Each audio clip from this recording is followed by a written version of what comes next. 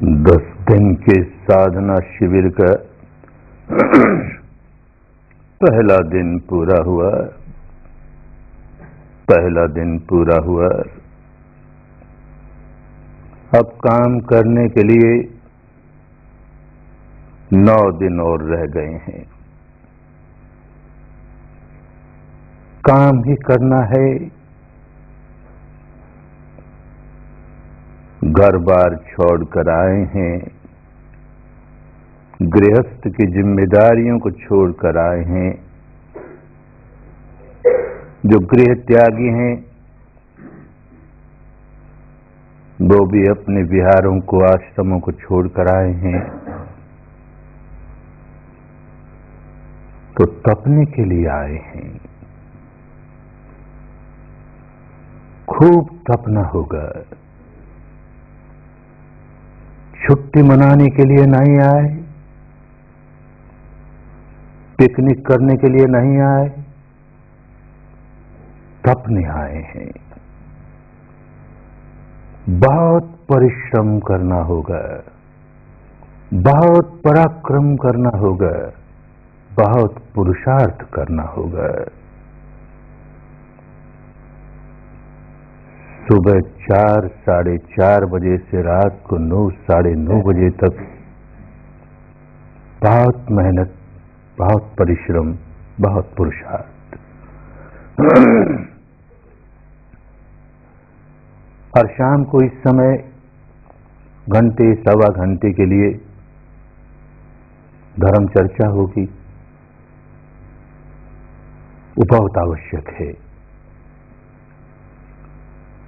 वो बुद्धि विलास के लिए नहीं, वाणी विलास के लिए नहीं, किसी संप्रदाय विशेष की महत्ता स्थापित करने के लिए नहीं, किसी विशेष दार्शनिक मान्यता की महत्ता स्थापित करने के लिए नहीं। हर शाम को जो धर्म प्रवचन होगा वो इस साधना विधि को समझाने के लिए, उसके प्रति प्रेरणा जगाने के लिए। विधि को समझेंगे ही नहीं तो काम नहीं करेंगे, शंकाएं रहेंगी। काम करेंगे भी तो जैसे करना चाहिए वैसे नहीं करेंगे, गलत तरीके से कर जाएंगे। तो इस विद्या से जो लाभ मिलने वाला है उस लाभ से वंचित रह जाएंगे। 10 दिन के लिए आए हैं तो पूरा पूरा लाभ लेकर जाना है ना। तो तपना भी है और ठीक प्रकार से तपना है, जैसे तपना चाहिए। और वो तभी होगा जब इस विद्या को खूब अच्छी तरह समझोगे। ये भारत की बहुत पुरातन विद्या है, बहुत पुरातन। बार बार भारत में जागी है। भारत के लोगों का और फिर भारत के बाहर विश्व के लोगों का कल्याण किया है बार बार। लेकिन विद्या इतनी नाजुक है, इतनी शुद्ध है,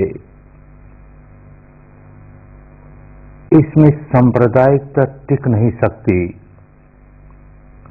और कुछ समय, कुछ सदियां बीतने के बाद ये विद्या कुछ ऐसे बावले लोगों के हाथ में पड़ जाती हैं जो इसमें सांप्रदायिकता जोड़ देते हैं, कोई दार्शनिक मान्यता का बोझ जोड़ देते हैं, कोई कर्मकांड जोड़ देते हैं, या विधि में कुछ और नई बात जोड़ देते हैं। सम्मिश्रण किया कि ये विद्या अपना बल खो देती है। फिर इससे जो लाभ मिलना चाहिए वो लाभ नहीं मिल पाता। जब लाभ नहीं मिल पाता तो लोग इसका अभ्यास करना छोड़ देते हैं और धीरे धीरे विद्या लुप्त हो जाती है। ऐसा इस देश में अनेक बार हुआ। 2600 वर्ष पूर्व के भारत में भी ये पुरातन विद्या बिल्कुल विलुप्त हो गई थी।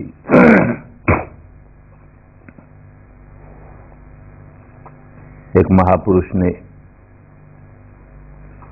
बहुत परिश्रम द्वारा,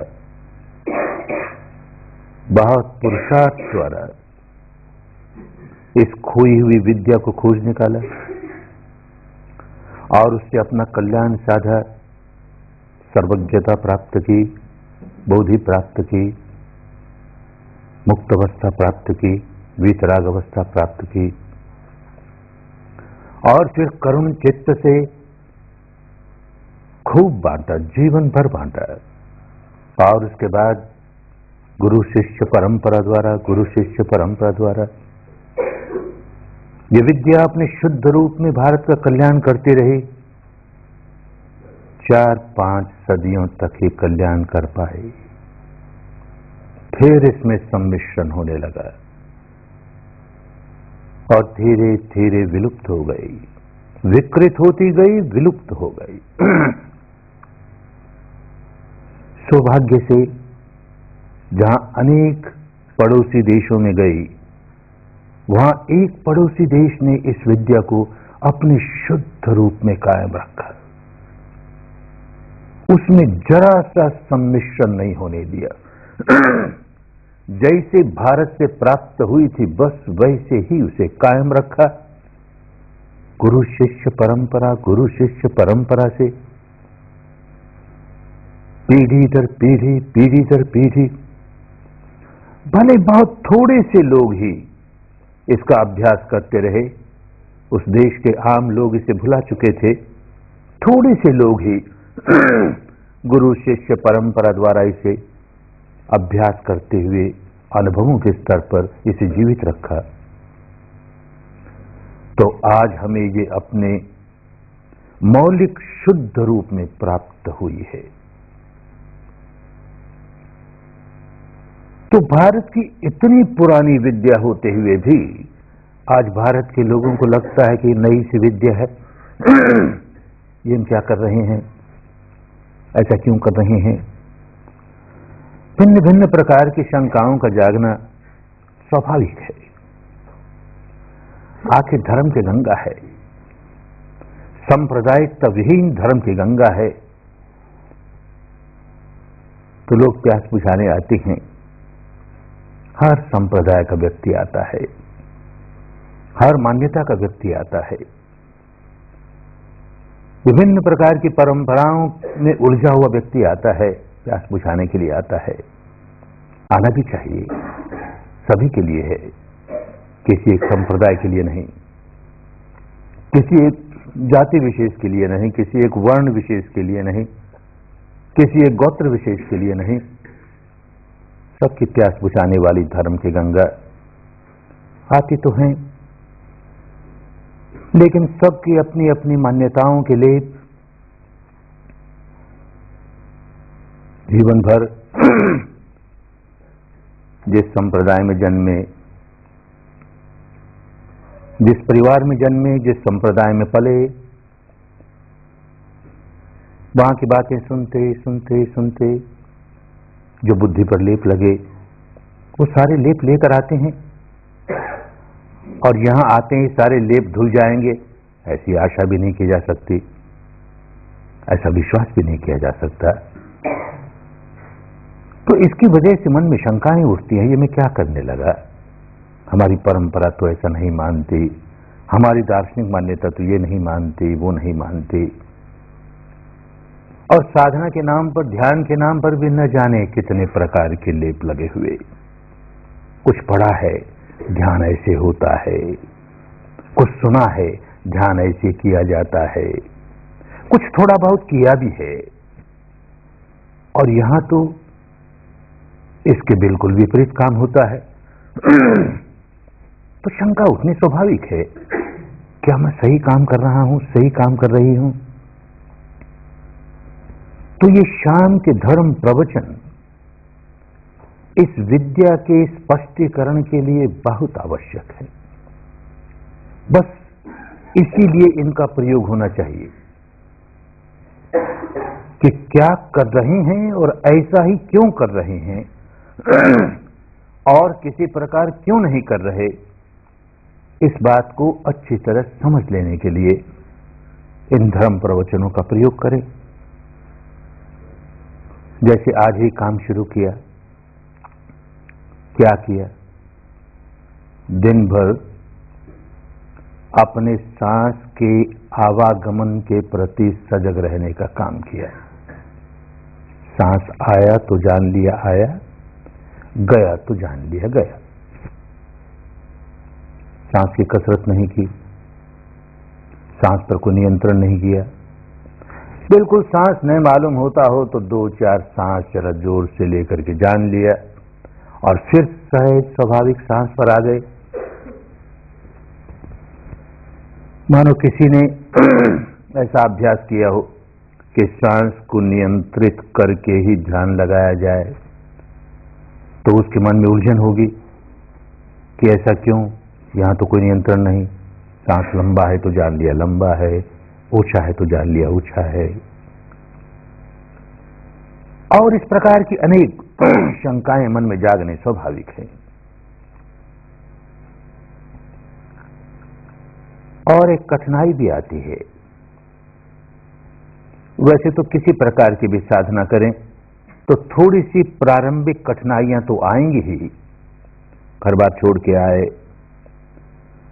यहां के वातावरण में,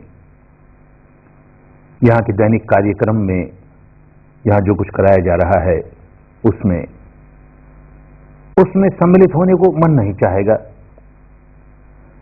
मन अपने एक स्वभाव शिकंजे में जकड़ा हुआ, इसी तरह शरीर भी अपने एक स्वभाव शिकंजे में जकड़ा हुआ। अब उसकी दिनचर्या के विरुद्ध हम कुछ भी काम करना शुरू कर देंगे तो वो विद्रोह करेगा, उसे नहीं अच्छा लगेगा, ये क्या करने लगे, ऐसा होगा। पहले दिन होता ही है। लेकिन जो बातें अन्य साधनाओं में नहीं होती, वैसी कठिनाई पैदा करने वाली बातें इस साधना में और अधिक शुरू हो गई। पहले दिन अनेक लोग आके शिकायत करते हैं कि बैठते ही मेरा तो पांव बड़ा जोरों से दुखने लगा, कोई कहता मेरा सिर फटने लगा, कोई कहता मेरी कमर टूटने लगी, कोई कहता जी घबराने लगा, जी करता भाग जाऊं यहां से, कोई कहता और कुछ नहीं तो ऊंघ ही आने लगी, बहुत ऊंघ आती है, बड़ी नींद आती है। यूं भिन्न भिन्न प्रकार की बाधाएं। तो समझे ऐसा क्यों हुआ? इस साधना विधि की वजह से हुआ, क्योंकि शुद्ध सांस को, स्वाभाविक सांस को यथाभूत जैसा है वैसा है, बस वैसे ही देखने का काम शुरू किया कि ये कठिनाइयां आएंगी सामने। अगर इसके साथ कोई शब्द जोड़ देते, कोई नाम जोड़ देते, तो ये कठिनाइयां नहीं आती। आती तो भी बहुत थोड़ी आती, जल्दी निकल जाती। कोई कल्पना जोड़ देते, कोई रूप, कोई आकृति, इसका ध्यान करो, सांस के साथ साथ इस रूप का ध्यान करो, इस आकृति का ध्यान करो, तो भी कठिनाइयां नहीं आती। आती तो भी बड़ी जल्दी निकल जाती। ये बात मैं अपने अनुभव से जानता हूं, मैंने इस प्रकार काम किया है स्वयं। और अनेक साधक अपने अनुभव सुनाते हैं, उनकी अनुभवों से भी ये बात को स्वीकार करता हूं कि ऐसा होता है। सांस की जानकारी के साथ साथ हम कोई शब्द जोड़ दें, बार बार उस शब्द को भी मन ही मन दोहराते रहें, तो जो आज कठिनाइयां आई वो बिल्कुल नहीं आएंगी या बहुत कम आएंगी। इसके साथ कोई काल्पनिक रंग, रूप, आकृति बार बार मन में लाते रहें, उसका ध्यान करते रहें, तो भी यही होगा, बाधाएं बहुत कम आएंगी।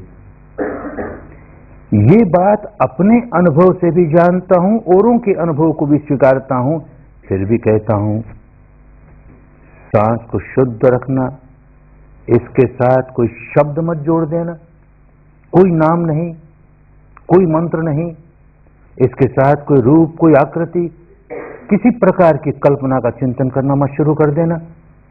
तो आखिर क्यों कराते हैं? कोई कारण? बहुत बड़ा कारण है। एक बात तो ये अच्छी तरह समझ लेनी चाहिए कि ये साधना क्यों कर रहे हैं, इसका अंतिम लक्ष्य क्या है।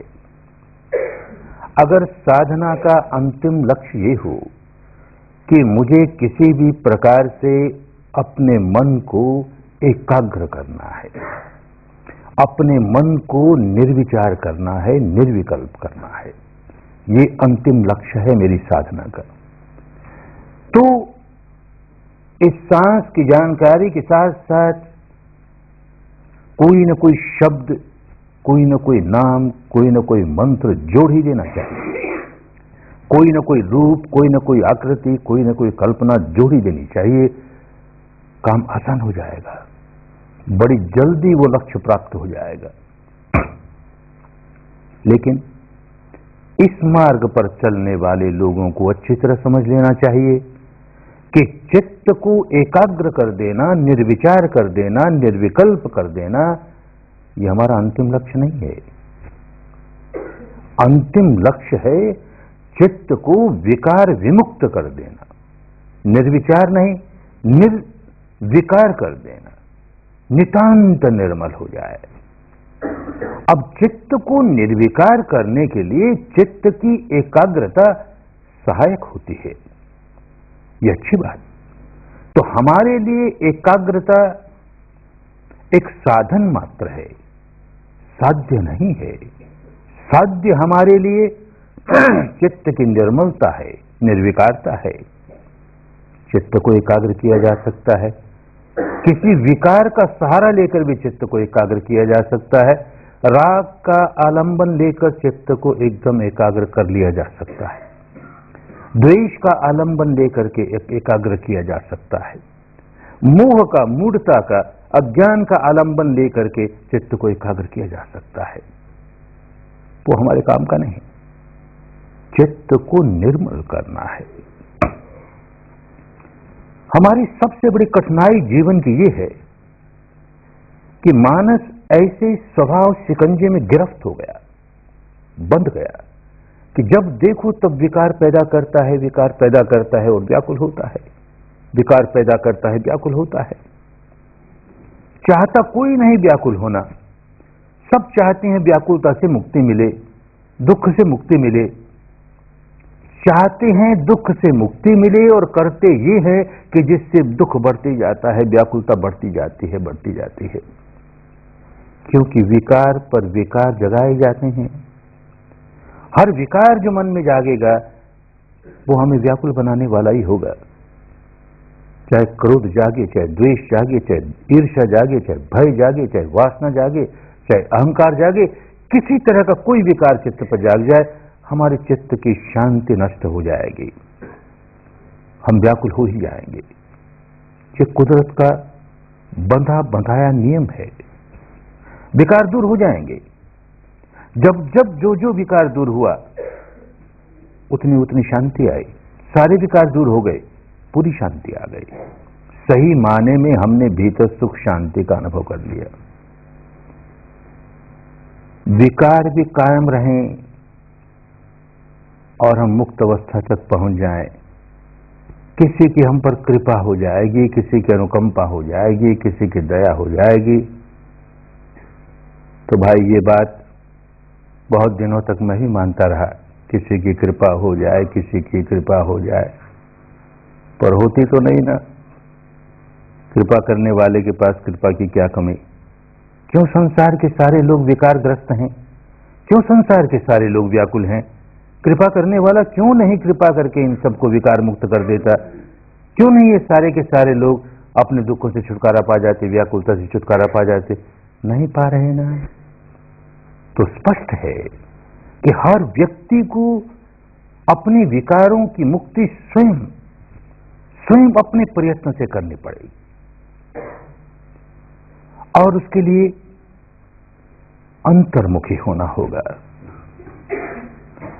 विकार हमारे भीतर जागते हैं, बाहर नहीं। घटना बाहर घटती है, घटना बाहर घटी और हमने विकार भीतर जगाए। तो विकार जहां जागता है उस अवस्था को हमने स्वयं नहीं जान लिया तो ये विकार जगाने वाले स्वभाव को पलटेंगे कैसे? और विकारों का स्वभाव तो इतना गहरा भीतर, बड़ी मेहनत करनी पड़ती है। अपनी बिहेवियर पैटर्न को, अंतर मन के बिहेवियर पैटर्न को, स्वभाव को पलटना आसान नहीं होता। ये काम अपने भीतर करना पड़ता है। बाहर का कोई कर्म कांड हमारे मन के विकारों को गहराइयों से निकाल दे, ये असंभव बात है। कोई दूसरा व्यक्ति हमारे मन के विकारों को गहराइयों से निकाल दे, ये असंभव बात है। हर व्यक्ति को स्वयं अपनी मेहनत से, अपने परिश्रम से, अपने पराक्रम से अपने भीतर विकारों की जड़ें निकालनी होती है, और ये सारा रास्ता इसी काम के लिए है। क्या सच्चाई है भीतर की, क्या सच्चाई है, इसे जानने का काम करना है। हमें कुछ नहीं मालूम, कुछ ही जानते, मानते जरूर हैं। हमारी परंपरा की ये मान्यता है, ये मान्यता है, इसलिए हम भी माने जा रहे हैं। हमारे शास्त्र ये कहते हैं, ये कहते हैं, इसलिए हम भी माने जा रहे हैं।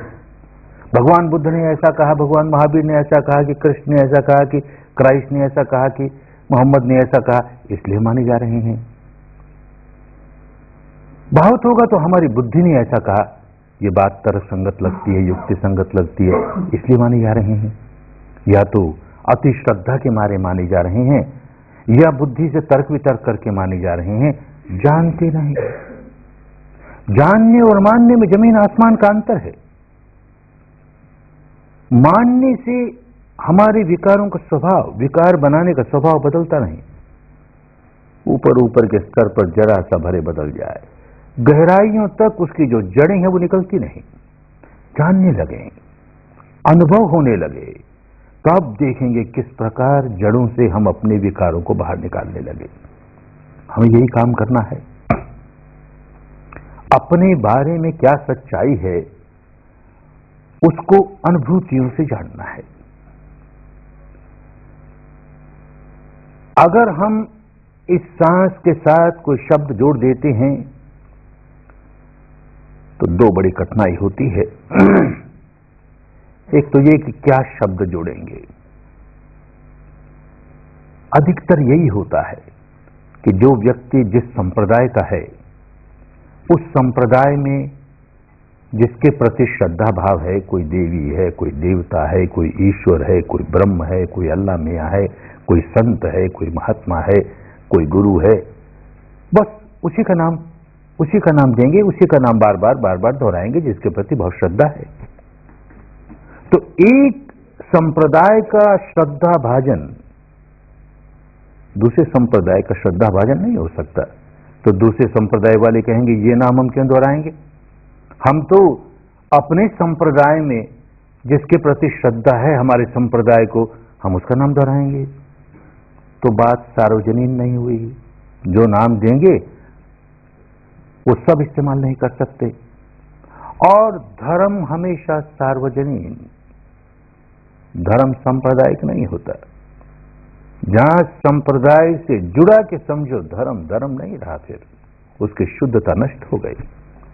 धर्म और संप्रदाय ये बिल्कुल अलग अलग। ये तो अपने देश का दुर्भाग्य हो गया कि पिछले 2000 वर्ष के अंधेरे में हमने संप्रदाय और धर्म, इन दोनों को पर्यायवाची शब्द बना दिया। धर्म कहें तो उसका अर्थ संप्रदाय होने लगा, और संप्रदाय को धर्म ही मानने लगे। इन 10 दिनों में बार बार हिंदू शब्द, बार बार धर्म शब्द इस्तेमाल किया जाएगा। कहीं भूल करके भी यह न समझ लेना कि हिंदू धर्म की बात हो रही है, कि बौद्ध धर्म की बात हो रही है, कि जैन धर्म की, कि ईसाई धर्म की, कि सिख धर्म की, कि पारसी धर्म की। बिल्कुल नहीं, बात धर्म की है। 10 दिन ये समझेंगे कि धर्म अपना एक अस्तित्व रखता है, स्वतंत्र अस्तित्व रखता है, और वही अस्तित्व धर्म का सही अस्तित्व है। जैसे ही उसके साथ ये शब्द जुड़ जाते हैं, हिंदू धर्म, बौद्ध धर्म, जैन धर्म, ईसाई धर्म, वो अपना अस्तित्व खो देता है। संप्रदाय प्रमुख हो जाता है, धर्म गौण हो जाता है। हिंदू प्रमुख हो जाएगा, धर्म गौण हो जाएगा। बौद्ध प्रमुख हो जाएगा, धर्म गौण हो जाएगा। इसी तरह जैन प्रमुख हो जाएगा, सिख प्रमुख हो जाएगा, ईसाई प्रमुख हो जाएगा, धर्म गौण हो जाएगा। धर्म की प्रमुखता ही हमें धर्मवान बनाएगी। तो ये बात बहुत अच्छी तरह से समझें। भारत की पुरानी भाषा में, भारत के पुराने जनता में धर्म शब्द कैसे समझा जाता था? धर्म शब्द कहते थे सत्य को, रित को, प्रकृति के नियमों को, निसर्ग के नियमों को, कुदरत के कानून को, स्वभाव को, इसको धर्म कहते थे। जैसे आग का धर्म जलना और जलाना, तो आग का स्वभाव जलना और जलाना, इसमें हिंदू पने की, बौद्ध पने की, जैन पने की कोई बात नहीं।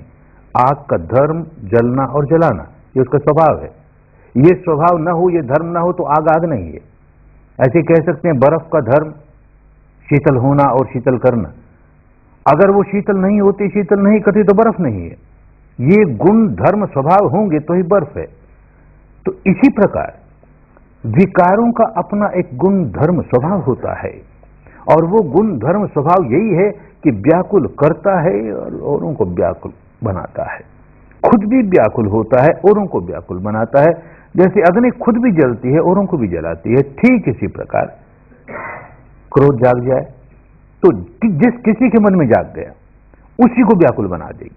वो अपने को हिंदू कहता फिरे, बौद्ध कहता फिरे, जैन कहता फिरे, ईसाई कहता फिरे, सिख कहता फिरे, भारतीय कहता फिरे, बर्मी कहता फिरे, कुछ फर्क पड़ने वाला नहीं।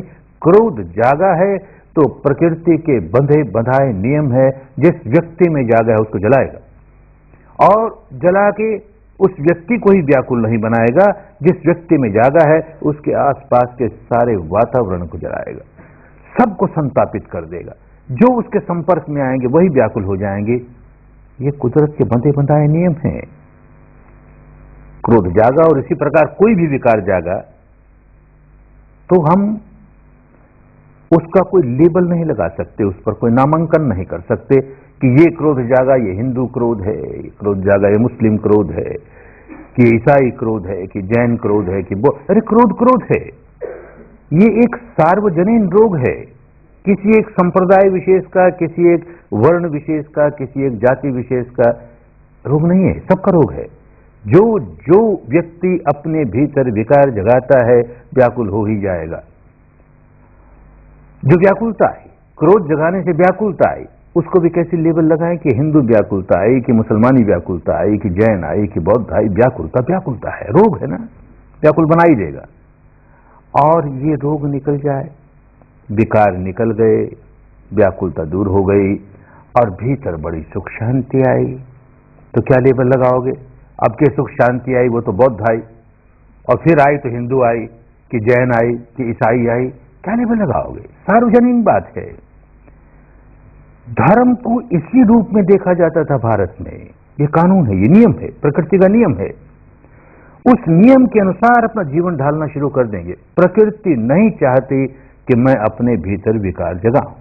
कुदरत के नियम नहीं चाहते, धर्म नहीं चाहता कि हम अपने भीतर विकार जगाएं, क्योंकि स्पष्ट है विकार जगाते ही हमें दंड मिलने लगता है, प्रकृति हमें दंड देने लगती है। प्रकृति चाहती है कि हम अपने चित्त को विकारों से विहीन रखें, क्योंकि विकारों से विहीन करते ही प्रकृति हमें पुरस्कार देना शुरू कर देती है, बड़ी सुख शांति देती है। सबके लिए एक जैसी बात है, हिंदू हो तो, बौद्ध हो तो, जैन हो तो, ईसाई हो तो, सिख हो तो, कुछ फर्क नहीं पड़ा ना। तो रोग हमारा सार्वजनिक है, इसका इलाज कभी सांप्रदायिक नहीं हो सकता। सार्वजनीन रोग का इलाज सार्वजनीन ही होगा। तो जैसे ही हमने सांस के साथ कोई सांप्रदायिक बात जोड़ दी तो इलाज ठीक इलाज नहीं हुआ।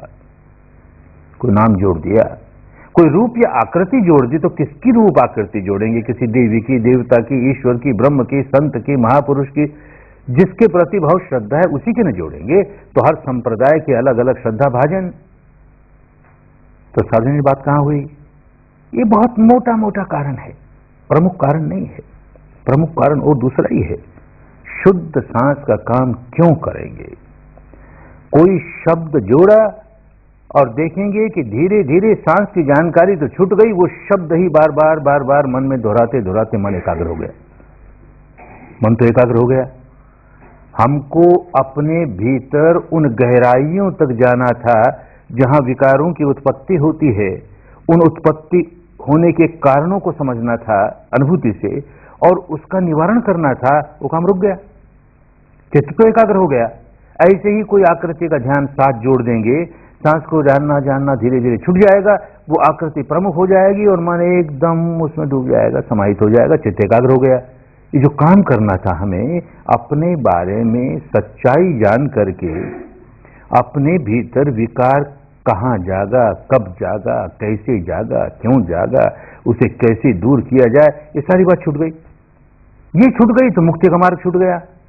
इसलिए कोई शब्द, कोई नाम, कोई मंत्र जुड़ने नहीं देते, कोई रूप, कोई आकृति जुड़ने नहीं देते। इस संप्रदाय का मत जोड़ो, हमारे संप्रदाय का जोड़ो, ऐसा कहने वाला व्यक्ति तो उलझाने वाला व्यक्ति है। वो संप्रदाय बाड़े वाले व्यक्ति बांधने मांगता है, दूसरे बाड़े से निकाल के अपने बाड़े में बंद करने मांग। कोई नाम नहीं, किसी संप्रदाय का नाम नहीं, रूप नहीं, आकृति नहीं, शुद्ध सांस के सहारे। अब समझें कि शुद्ध सांस के सहारे क्या मिलेगा। शुद्ध सांस के सहारे चलते चलते अपने भीतर अपने बारे में जो सच्चाइयां हैं वो उजागर होनी शुरू हो जाएंगी, अनुभूति के स्तर पर उजागर होनी शुरू हो जाएगी। अपने बारे में क्या सच्चाई,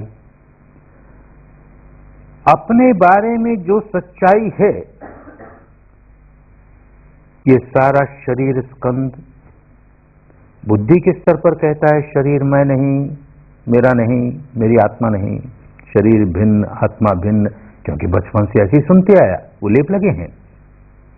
भीतर जाके देखेगा तो पता लगेगा कि सच्चाई ये है कि व्यवहार जगत में ये शरीर ही मैं हो गया, शरीर मेरा हो गया।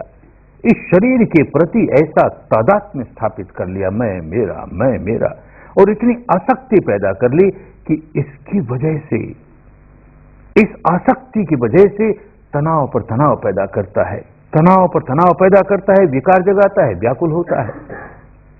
ऐसे ही ये चित्त स्कंद ऊपर से बुद्धि के स्तर से खूब कहता है ये चित्त, ये मन, ये मैं नहीं, ये मेरा नहीं, ये मेरी आत्मा नहीं, अरे ये तो नश्वर है, भंगुर है। जैसे शरीर नश्वर है, भंगुर है, वैसे ये भी नश्वर है, भंगुर है। ये तो ऊपर से मानने की बात हुई ना।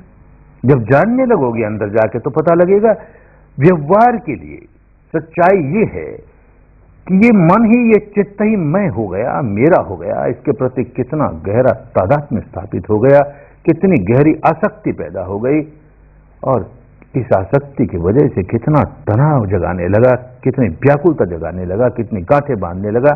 कि सच्चाई अपने भीतर, शरीर के बारे में सारी सच्चाई जान जाए, चित्त के बारे में सारी सच्चाई जान जाए, तो अपनापे के बारे में, इसी को पुरानी भाषा में कहा आत्मदर्शन। आत्मदर्शन माने स्वयं, जिसको मैं किए जा रहा हूं, उसको अनुभूतियों से जानूं, वो आत्मदर्शन, वो स्वयं। इसी को कहा सत्य दर्शन। सत्य बिना अनुभूति की हुई बातों को सत्य मान लेना सत्य नहीं कहा जाता था भारत में। अनुभूति से जिस सच्चाई को जाना, मेरे लिए वही सत्य है। किसी अन्य को अनुभव हुआ, ये उसके लिए सत्य है, मेरे लिए सत्य नहीं है। मैं तो कल्पना करूंगा उसकी केवल।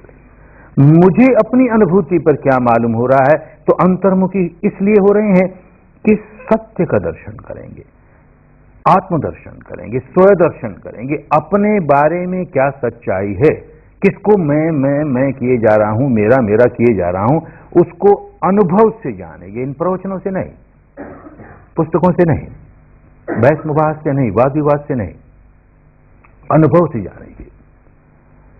शरीर है, चित्त है, अंतर्मुखी होंगे तो देखेंगे किस कदर एक दूसरे से घुले मिले हैं, इनको अलग किया नहीं जाता। किस कदर एक दूसरे को प्रभावित कर रहे हैं, एक दूसरे से प्रभावित हो रहे हैं, किस प्रकार एक दूसरे से प्रतिक्रिया कर रहे हैं, और ये प्रतिक्रिया की भीतर ही भीतर धाराएं चलती हैं, अंतरधाराएं चलती हैं, क्रॉस करंट। करंट्स कितने चले जा रहे हैं और उनकी वजह से कैसे विकार जाग रहा है, विकार पर विकार जाग रहा है और हम व्याकुल हुए जा रहे हैं। ये सारी बातें प्रवचनों से नहीं समझ में आती। यही सारी बातें इस सांस के सारे सारे सारे आगे बढ़ोगे खूब समझ में आने लगेगी और अनुभव से समझ में आने लगेगी। फिर इन दोनों के परे क्या है, शरीर को पूरी तरह जान लेंगे, शरीर का सारा क्षेत्र स्थूल से स्थूल और सूक्ष्म से सूक्ष्म शरीर की सारी सच्चाई जान ली। इसी तरह चित्त की, चित्त वृत्तियों की स्थूल से स्थूल और सूक्ष्म से सूक्ष्म सारी सच्चाई जब जान लेंगे तो उसके परे का सत्य प्रकट होगा। ये शरीर, चित्त और चित्त वृत्तियों का सारा क्षेत्र देखेंगे अपने अनुभव से, पढ़ी पढ़ाई बात नहीं, सुनी सुनाई बात नहीं, अपने अनुभव से देखेंगे। अरे कितना अनित्य है, कितना नश्वर है, कितना भंगुर है, प्रतिक्षण बदलते रहता है, बदलते रहता है। ये अपने अनुभव से देखेंगे। इस सारे का अनुसंधान पूरा कर लेंगे, रिसर्च पूरा कर लेंगे इस सारी फील्ड का, तो इसके परे की सच्चाई जो प्रकट होगी, परम सत्य जो शरीर और चित्त के परे है, उसमें कुछ परिवर्तन नहीं होता, उसमें कुछ उत्पाद नहीं होता, कुछ व्यय नहीं होता। सुन तो रखा है, परम पद जो है, परम सत्य है, वो अमृत है, अमर है, अजर है इत्यादि सुन रखा है ना, अनुभव नहीं किया ना, उसका साक्षात्कार नहीं किया ना। वो साक्षात्कार नहीं होगा तो हमारे किस काम का, केवल मान लेंगे तो हमारे किस काम का। उस अनुभव हो जाएगा, जीवन बदल जाएगा, सारी जीवन की धारा ही बदल जाएगी, बंधन टूट जाएंगे, विकारों से छुटकारा हो जाएगा, दुखों से छुटकारा हो जाएगा। अरे एक जन्म के नहीं अनेक जन्मों के दुखों से छुटकारा हो जाएगा, भव भ्रमण से छुटकारा हो जाएगा। भव भ्रमण के छुटकारे के बाद एक और रखें भी तो इस जीवन में जो हम व्याकुल रहते हैं विकारों की वजह से, उसका छुटकारा तो स्पष्ट महसूस होना शुरू हो जाएगा। इसलिए अपने भीतर काम करना है। मान्यताओं के सहारे सारे कल्पना करनी शुरू कर देंगे, हमारी ये मान्यता, हमारी ये मान्यता, कुछ पल्ले नहीं पड़ेगा। मान्यता सही भी होगी, अनुभव पर नहीं उतरी ना भाई। हमें इन 10 दिनों तक यहां रहते हुए अपने बारे में जो सच्चाई है उसे अनुभूतियों पर उतारना है। इसलिए हम सांस का सहारा ले रहे हैं। तो शरीर के बारे में सच्चाई क्या, क्या जानते हैं अपने शरीर के बारे में। शरीर शास्त्र पढ़ा होगा वो अलग बात हुई, एनाटॉमी पढ़ी होगी, वो जानने की बात नहीं, तो मानने की बात हुई, बुद्धि विलास करने की बात हुई। जानते क्या, अनुभव क्या है। तो ये बाहर बाहर के अंग हैं, इनके बारे में अनुभव है। आंख के बारे में, हाथ के बारे में, पांव के बारे में, ये जो हमारे बाहर के अंग हैं खूब जानते हैं, अनुभव से जानते हैं कैसे काम करते हैं। पांव को मैं कहूं खड़ा हो तो खड़ा होता है, चल तो चल, बैठ तो बैठ, आंख को खुल तो खुल, बंद हो। ये सारे के सारे अंग मेरी इच्छाओं के अनुसार काम करते हैं, मेरी आज्ञा के अनुसार काम करते हैं, मेरी हुकूमत के गुलाम हैं। लेकिन भीतर भीतर कितने अंग हैं और कितने अंग हैं। हृदय है, फेफड़े हैं और न जाने कितने अंग हैं। वो तो मेरा हुक्म नहीं मानते, वो तो मेरी इच्छाओं के अनुसार नहीं चलते, वो तो कुदरतन अपना काम किए जा रहे हैं। मैं कहूं रुक जा तो रुकते नहीं, मैं चाहूं तेज हो जा तेज नहीं होते, मैं कहूं धीमे हो जा धीमे नहीं होते। उन पर मेरी कोई हुकूमत नहीं, मेरा कोई अधिकार नहीं, मेरा कोई आधिपत्य नहीं। उनके बारे में क्या जानता हूं, कुछ नहीं, अनुभव के स्तर पर कुछ नहीं। अरे शरीर के भीतर के मोटे मोटे अंगों की क्या बात करें। ये सारा का सारा शरीर ऐसे नन्हे नन्हे जीव कोशों से बना हुआ और उनसे भी छोटे नन्हे नन्हे परमाणु कणों से बना हुआ, जिनमें प्रत्येक परमाणु कण में प्रतिक्षण कुछ न कुछ खटपट हो रही है, कोई न कोई हरकत हो रही है। तरंगे ही तरंगे उत्पन्न होता है, नष्ट होता है। और क्या जानते हो उसके बारे में, साइंस की पुस्तकें पढ़ ली होंगी और उसको लेकर के मान रहे हो। जाना क्या, कुछ नहीं जाना ना। ये सांस के सहारे चलते चलते चलते अपने शरीर के बारे में पूरी जानकारी हो जाएगी। कोई शब्द नहीं जोड़ेंगे, कोई रूप आकृति नहीं जोड़ेंगे, शुद्ध सांस के सहारे सहारे सहारे चलेंगे, सारी जानकारी हो जाएगी। आरंभ होगा स्थूल स्थूल सच्चाइयों के साथ। अनेक लोग जो शिविर में आए हैं उसमें से ऐसे भी होंगे कि 1-10 दिन के शिविर में ही इस अवस्था पर पहुंच जाएंगे कि सारा घनत्व पिघल जाएगा, शरीर जो इतना ठोस मालूम होता है, सारा ठोसपना दूर हो जाएगा, केवल तरंगे ही तरंगे, तरंगे ही तरंगे। और एक अवस्था आगे जाकर के आएगी कि एक एक परमाणु अलग, एक एक परमाणु अलग, और कैसे उसमें पिरोया हुआ चित्त अलग, सारा समझ में आएगा। प्रवचनों में इन बातों को महत्व नहीं, अनुभूति को महत्व। जैसी जैसी अनुभूति होगी, किसी को 1-10 दिन में नहीं आएगा, 2-10 दिन में आएगा, 4-10 दिन में आएगा, पर ये इस रास्ते चलते चलते चलते अपने शरीर के बारे में सारी जानकारी हो जाएगी। शरीर के बारे में सारी जानकारी करने के लिए कोई एक माध्यम चाहिए, चित्त के बारे में सारी जानकारी करने के लिए कोई एक माध्यम चाहिए, कोई टूल चाहिए, उसके सहारे हम ये जानकारी कर सकें। तो ये जो सांस का माध्यम हमें मिला, ये हमें ज्ञात अवस्थाओं से शरीर और चित्त संबंधी अज्ञात अवस्थाओं की ओर अपने आप ले जाएगा, और शरीर और चित्त के परे की जो अवस्था हो तो बिल्कुल अज्ञात हमारे लिए, वहां तक भी ले जाएगा, उसका भी साक्षात्कार करा देगा। एक उदाहरण से समझें, कोई व्यक्ति नदी के इस तट पर रहने वाला, नदी के इस तट की सच्चाई खूब जानता है, क्योंकि इस तट पर रहता है, अनुभव है उसे। कोई नदी पार करके उस तट पर चला जाए और आकर के कहे, अरे उस तट का क्या कहना, ऐसा मनोरम है, ऐसा सुहावना है, तो इस आदमी के मन में आए कि अरे मैं भी उसका दर्शन करूं, मैं भी उसकी मनोरमता का सुख भोग के देखूं, और इसी तट पर बैठ करके हाथ जोड़ करके डबडबाई आंखों से और कातर स्वर से करे प्रार्थना, ऐ नदी के वो तट तू यहां आ जा, ऐ नदी के वो तट तू यहां आ जा, मैं तेरा दर्शन करना चाहता हूं, मैं तेरी मनोरमता का सुख भोगना चाहता हूं, तू यहां आ जा। सारे जीवन रोता रह जाएगा, नदी का वो तट यहां आने वाला नहीं, आ ही नहीं सकता। नदी के वो तट का सुख भोगना है, नदी के वो तट का दर्शन करना है, तो सारी नदी को स्वयं पार करना पड़ेगा। कोई और पार कर ले, हमें नहीं उसका दर्शन हुआ, हमें स्वयं पार करना पड़ेगा सारी नदी को। और पार करने के लिए कोई ऐसा पुल जो इस तट को उस तट से जोड़ दे, जो हमें ज्ञात तट से अज्ञात तट की ओर जाने में सहायक बन जाए। सांस यही काम करेगा, ज्ञात तट से अज्ञात तट की ओर हमें ले जाता चला जाएगा। तो पहले तो अज्ञात अवस्थाएं अपने शरीर की, अपने चित्त की, उनको अच्छी तरह जान लेने में ये सांस सहायक हो जाएगा, और फिर देखेंगे इसके परे की अवस्था को भी पहुंचाने में सहायक हो गया। शुद्ध सांस के साथ काम करते चले जाएंगे, जैसा है वैसा है, जैसा है वैसा है। देखेंगे कि इन 10 दिनों में ही काम शुरू किया, बड़े स्थूल स्थूल सांस के साथ, नहीं पता लगता, नया नया साधक पता ही नहीं लगता सांस कब आया कब गया, तो कहते हैं भाई 2-4 सांस जरा जोर से ले ले। तो सच्चाई स्थूल सच्चाई से काम शुरू किया, पर आखिर तो स्वाभाविक सांस पर काम करना है, तो आज दिन भर काम करता रहा स्वाभाविक सांस, स्वाभाविक सांस। तो स्थूल सांस को जानते जानते सूक्ष्म सांस को जानने लगा। एक और सच्चाई पकड़ में आई, दिन भर काम करते करते, ये सांस आता है जाता है, किस रास्ते आता है, बाईं नासिका में से गुजरता है कि दाहिनी नासिका में से गुजरता है कि दोनों नासिकाओं में से गुजरता है। दिन भर काम करते करते ये बात पकड़ में आने लगी। तो कल रात को जो काम शुरू किया था, आज रात तक पहुंचते पहुंचते उससे जरा सूक्ष्म अवस्था पकड़ में आने लगी, मन इस लायक बनने लगा कि उससे सूक्ष्म सच्चाई को जान सके। अब आज रात और कल दिन भर इससे ज्यादा सूक्ष्म सच्चाई को जानने लगेगा।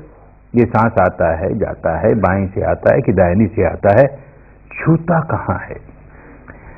एक बात और समझ लेनी चाहिए, इस विधि को अच्छी तरह समझने के लिए मन को हम जितने छोटे से स्थान पर रखेंगे और छोटे से स्थान पर देर तक काम करते चले जाएंगे, मन उतना ही सूक्ष्म होता चला जाएगा, उतना ही तीक्ष्ण होता चला जाएगा, उतना ही संवेदनशील होता चला जाएगा, और उससे अधिक सूक्ष्म अवस्थाओं का अनुभव करने लायक होता चला जाएगा। तो हमने ये सीमा बांध दी, ऊपर वाले होठ से लेकर नासिका तक का सारा हिस्सा।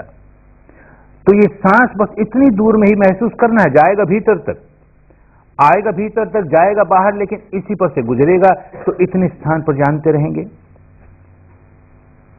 आज रात और कल दिन भर ये जानते रहेंगे इतनी सी दूरी में छूता कहाँ है, भीतर आने वाला सांस कहाँ छू गया, बाहर जाने वाला सांस कहाँ छू गया, इन नासिका की भीतरी दीवारों को कहीं छू गया, कि नासिका के बाहरी छलनों को कहीं छू गया, कि नासिका के नीचे ऊपर वाले होठ के ऊपर का जो स्थान है, जो मूंछों का स्थान है, इसको कहीं छू गया। इतनी सी दूरी में सांस छूता कहाँ है? ये सारी जगह छुए आवश्यक नहीं, कहीं भी छुए, कहाँ छू रहा है? तो मन बड़ा सजग होकर देखिएगा कहाँ छू रहा है, भीतर आता हुआ सांस कहाँ छू रहा है, बाहर जाने वाला सांस कहाँ छू रहा है। तो इससे सूक्ष्म अवस्थाओं को जानने की योग्यता प्राप्त करने का एक और काम मिला दिन भर। ऐसे ही हर रोज देखेंगे, जितना कुछ हमें सूक्ष्म अनुभव हुआ, अगले दिन उससे अधिक सूक्ष्म, अगले दिन उससे अधिक सूक्ष्म, यो सारा का सारा मार्ग जैसे ज्ञात से अज्ञात की ओर ले जाने वाला है, वैसे स्थूल से सूक्ष्म की ओर ले जाने वाला है। सूक्ष्मतर सूक्ष्मतर सूक्ष्मतम, सारा का सारा मार्ग। तो हर रोज इस बात को ध्यान रखेंगे कि हमको स्थूल से सूक्ष्मता की ओर बढ़ते चले जाना है। शरीर के बारे में जानकारियां होंगी, ऐसे चित्त के बारे में जानकारियां होंगी, और उसमें भी सांस सहायक होगा। कैसे सहायक होगा? आज ही जैसे सहायक हुआ। बहुत ध्यान से देखते अपने चित्त को और अपने सांस को, तो देखते इसके साथ इसका गहरा संबंध है। ध्यान करते करते कोई पुरानी बात याद आई, कुछ हुआ, मन में कोई विकार जागा, क्रोध जागा किसी के प्रति, द्वेष जागा किसी के प्रति, वासना जागी या भय जागा, कुछ भी जागा। ध्यान से देखोगे तो पता लगेगा कि जैसे ही मन में विकार जागा, सांस की गति स्वाभाविक नहीं, अब जरा तेज हो गई, जरा भारी पड़ गई, और जैसे ही वो विकार दूर हुआ फिर स्वाभाविक हो गई। अरे तो बात समझ में आएगी कि जैसे ये सांस एक शरीर की प्रक्रिया है, उसका शरीर से गहरा संबंध है, वैसे ही इस सांस का मेरे मन से भी गहरा संबंध है, मेरे मन के विकारों से तो और गहरा संबंध है, और मुझको तो अपने विकारों की जड़ों तक जाना है। इसलिए शुद्ध सांस का काम। आज भी काम करते करते अपने मन के बारे में कई बातें सामने आई, सुनते तो बहुत थे, मन बड़ा चंचल है, बड़ा चपल है। आज तो काम करके देखा, काम तो सांस का ही करना था, सांस आ रहा है जा रहा है, इसको देखते देखते अपने मन के बारे में भी सच्चाई मालूम हो गई, बड़ा चंचल है रे, बड़ा चंचल है। इतना सीधा सा काम कि सांस आ रहा है जा रहा है, उसको देखना और कुछ नहीं करना तुझे, वो भी नहीं कर पाता। एक सांस को देखा कि वो भाग गया, एक सांस को देखा कि वो भाग गया, अरे सचमुच बड़ा चंचल है, बड़ा चपल है। ये सच्चाई सामने आई। एक और सच्चाई, ये भागता तो है पर कहां भागा, कहां कहां भागा। हम कोई डायरी लिखने नहीं देते, लिखोगे तो भी, लिखने देंगे तो भी लिख नहीं पाओगे। अरे इतने इतने विषयों में भागता है, कहां कहां भागता है, क्या उसका लेखा जोखा रखोगे। पर ध्यान दोगे तो साफ मालूम होगा उसके लिए दो ही क्षेत्र है भागने के, या तो भूतकाल में भागा या भविष्य में भागा।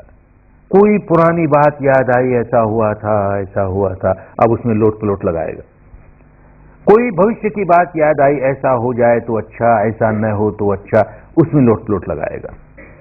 या तो भूतकाल या भविष्यकाल, इसी में लोट पलोट लगाता है। कोई घटना पुरानी याद आई, उसने ऐसा कह दिया था, हमारा ऐसा अपमान कर दिया था, और बड़ी पीड़ा हमें हुई, उसने ऐसा कह दिया ऐसा कह दिया, फिर इतने में छलांग लगाएगा भविष्य की ओर। उस समय तो हमसे कुछ करते कराते नहीं बना, अब ऐसा करके देखे, ऐसा जवाब दूंगा, ईंटा का जवाब पत्थर से दूंगा, करके देखिए ऐसा, तो लगा भविष्य में। अब भविष्य में लोट पलोट करता है। ये अपना स्वभाव देखना है। देखो मेरे चित्त का स्वभाव कैसे इतनी जल्दी भूतकाल में गया और कैसे भविष्य में छलांग लगा ली, वहां लोट पलोट लगाने लगा। ये भूतकाल, भविष्यकाल, अतीत, अनागत, इसी में रहना चाहता है, ये वर्तमान में नहीं रहना चाहता। वो रहना होगा वर्तमान में। हम भूतकाल में कैसे रहेंगे? भूत तो गया, जो क्षण गया वो हमेशा के लिए गया। संसार की सारी संपदा भी देकर के कोई व्यक्ति बीता हुआ क्षण खरीद के लाए कि फिर एक बार जी लूं, इस क्षण में होने वाली बात नहीं, असंभव है, गया, हमेशा के लिए गया। और भविष्य में कैसे जिएगा? भविष्य जब वर्तमान बन जाएगा तब जिएगा। तो जीना है वर्तमान में। और आदत ये बना ली इस मन ने कि जब देखो तब भूतकाल, जब देखो तब भविष्यकाल, अरे इसी मारे व्याकुल रहता है। इसको जीना नहीं आता, इसको जीने की कला नहीं आती। और ये सारी साधना जीने की कला सीखने की साधना है। बस पहला कदम उठाया, नन्हा सा कदम उठाया, अपने मन को जीने की कला सिखाने का नन्हा सा कदम उठाया। इस क्षण में जी, इस क्षण की जो सच्चाई है बस उसी में जी। भूतकाल से काट अपने आप को, भविष्य से काट अपने आप को। इस क्षण की जो सच्चाई, ये स्वभाव पलटने के लिए नहीं कि हम सारे जीवन भर भूत की सारी बातें भूल जाएंगे, भविष्य का कोई प्लानिंग नहीं करेंगे, ऐसा नहीं। अपना स्वभाव पलटना है ना। 10 दिन प्रयत्न करेंगे अपना स्वभाव पलटने के लिए, तो भूतकाल से अपने आप को काटेंगे, भविष्य से अपने आप को काटेंगे, और यही काम करने लगे। इस क्षण की सच्चाई यह है कि सांस भीतर आ रहा है, बस ये जाना जा रहा है कि सांस भीतर आया, सांस भीतर जा रहा है, ये जाना जा रहा है कि सांस बाहर गया, इतना ही। बड़ा कठिन है, बड़ा कठिन है। कहना बड़ा आसान है कि 1-2 सांस देखने के बाद भी एकदम भूतकाल की बात, एकदम भविष्यकाल की बात उसमें लोट पलोट लगाना शुरू कर देगा। अब साधक ध्यान से देखेगा कि जब ये भूतकाल में गया या भविष्यकाल में गया, किस प्रकार का चिंतन चलता है इसका। बहुत प्रकार के चिंतन चलते हैं, फिर भी 2 विभाजन बड़े स्पष्ट मालूम होंगे। चाहे भूतकाल की कोई याद है या भविष्य का कोई चिंतन है, 2 ही तरह के होंगे। या तो कुछ प्रिय होगा, कोई पुरानी याद बड़ी प्रिय होगी, ऐसा हुआ था, बड़ा अच्छा हुआ था, या अप्रिय होगी, ऐसा हुआ था, अच्छा नहीं हुआ था। या भविष्य का चिंतन चलेगा, या तो प्रिय होगा, अरे ऐसा हो जाए, ऐसा फिर हो जाए, ऐसा हो जाए। या कोई अप्रिय होगा, कहीं ऐसा ना हो जाए, कहीं ऐसा ना हो जाए। बस 2 ही तरह के विचार चले, प्रिय चला या अप्रिय चला। और जब जब प्रिय का विचार चला, चाहे वो भूतकाल का था चाहे भविष्यकाल का था, देखेंगे मानस का एक हिस्सा प्रतिक्रिया करने लगा। क्यों? जो जो प्रिय विचार चला वो बड़ा सुखद लगा, बड़ा सुखद लगा, और सुखद लगा तो प्रतिक्रिया होती है, और चाहिए रे, और चाहिए रे, ऐसा तो और चाहिए रे, और चाहिए रे। और जब जब अप्रिय विचार चला, चाहे भूतकाल का चला चाहे भविष्य का चला, तो बहुत दुखद लगा। और दुखद लगा तो मानस का एक हिस्सा प्रतिक्रिया करता है, नहीं ये तो नहीं चाहिए, ऐसा तो ना हो जाए, ऐसा कहीं ना हो जाए। ये जो मानस का एक हिस्सा चाहिए चाहिए करने लगा, भारत की पुरानी भाषा में उसी को राग कहते थे, लोभ कहते थे, आसक्ति कहते थे। हमने यहां आकर जाना, इस प्रदेश में राग का अर्थ जैसे भारत की सारी भाषाओं में वैसा नहीं है। यहाँ राग क्रोध को कहते हैं, लेकिन बार बार हम इस शब्द का इस्तेमाल करेंगे तो समझ लेना चाहिए कि भारत की पुरातन भाषा में राग कहते थे आसक्ति को, लोभ को, कुछ प्राप्त कर लेने की भावना को, किसी से चिपक जाने की भावना को, उसको राग कहते थे। तो या तो राग सुखद लगा तो राग, दुखद लगा तो द्वेष। और एक तीसरी बात समझ में आएगी, कभी कभी ये भी होता है, मन में एक बात उठी, भूत की उठी कि भविष्य की उठी, वो एक वाक्य भी पूरा नहीं होने पाया, इतने में छूट गई, कोई और शुरू हो गई, नई बात ने सिर उठा लिया। उसका भी एक वाक्य नहीं पूरा होने पाया कि तीसरी बात ने अपना सिर उठा लिया। अरे ये क्या अवस्था हमारी, कि बिना ही किसी सिलसिले के, बिना ही किसी श्रृंखला के, बिना ही किसी तारतम्य के किस तरह के विचार चल रहे हैं जिनका आपस में कोई तालमेल नहीं। तो समझेगा कि यह पागलपन है, बहुत बड़ा पागलपन है। दुनियादारी की भाषा में किसको पागल कहते हैं? जिस व्यक्ति के विचारों की श्रृंखला न हो, कोई तारतम्य नहीं हो, उसको पागल कहते हैं। उदाहरण से समझें कि एक व्यक्ति, जिसे लोग पागल कहते हैं, जो पागल है, भूखा है 4 दिन का, और मुझे बड़ी करुणा जागी और मैंने थाली भर के उसको भोजन की परोस दी। बड़ा खुश हुआ, भूखा है ना, बैठ गया खाने के लिए। एक कोर तोड़ा, इतने में विचारों की श्रृंखला टूट गई, कुछ और विचार आ गया। मैं तो गुसल खाने में आया हूं, नहाने के लिए आया हूं, और ये साबुन का टुकड़ा है, और मुझको अपना शरीर धोना है, साफ करना है। अब उस कोर से, उस ग्रास से अपने शरीर को रगड़ने लगा। इतने में वो बात भी खत्म हुई, कोई और बात आ गई मन में, ये जो आदमी आया है ना, ये मेरा दुश्मन है और ये मुझे मारने आया है, अरे मार ही देगा, तो कैसे बचाऊं? ये हथगोले हैं, इनसे बचाऊं, फेंकता है, ये हथगोले फेंक दूंगा, ये मर जाएगा तो मैं बच जाऊंगा, सारी रोटियां फेंक दी। ऐसे आदमी को पागल कहते हैं ना। अपने आप को जांच के देखेंगे, सब के सब पागल है ना। भीतर देखेंगे, एक बात खत्म नहीं होने पाती दूसरी सिर उठा लेती है, वो खत्म नहीं होने पाती तीसरी सिर उठा लेती है। यद्यपि बाहर की दुनियादारी की भाषा में पागल नहीं है, क्योंकि ऐसा व्यवहार नहीं करते, पर भीतर तो यही चल रहा है। तो तीन ही बात होती है भीतर, या तो कुछ प्रिय लगता है, सुखद लगता है तो राग जगाता है, या अप्रिय लगता है, दुखद लगता है तो द्वेष जगाता है, या इस तरह का पागलपन जिसमें कोई तारतम्य नहीं, ऐसे विचार फूटते हैं, कभी कुछ, ऐसी मुंह मूढ़ता है, ऐसा अज्ञान है। तो एक बात समझ में आएगी कि मेरा चित्त प्रतिक्षण या तो राग रंजित रहता है, या द्वेष दूषित रहता है, या मोह विमूढ़ित रहता है। जितने भी और विकार जागते हैं, दर्जनों दूसरे विकार, सब इन तीन से ही जागते हैं, राग से, द्वेष से, मोह से, राग से, द्वेष से, मोह से। अरे इन जड़ों तक अपने आप को नहीं सुधारूंगा, मेरा कल्याण कैसे होगा, मेरी मुक्ति कैसे होगी, खूब समझ में आने लगेगा। तो इन गहराइयों तक जाने के लिए सांस बहुत सहायक होगा। अपने बारे में शरीर संबंधी जो सच्चाई है, चित्त संबंधी जो सच्चाई है, उसको अनुभूतियों से जानने का काम होगा। अनुभूतियों से जानने के काम कर रहे हैं, इसमें कुछ और नई बात नहीं जोड़ते, इसीलिए ये सारी प्रतिक्रियाएं होनी शुरू हो गई। यहां पीड़ा हुई, वहां पीड़ा हुई, ऐसा हुआ, जी घबराया, ये भागने को जी चाहा, क्यों, ये क्यों हुआ, ऐसे भी समझें। दिन भर काम करते हुए मुश्किल से बीच बीच में कुछ क्षण ऐसे आते हैं, काम तो बड़ा सरल है कि बस केवल सांस को आ रहा है तो जान आ रहा है, जा रहा है तो जान जा रहा है, और कुछ नहीं करना तुम्हें।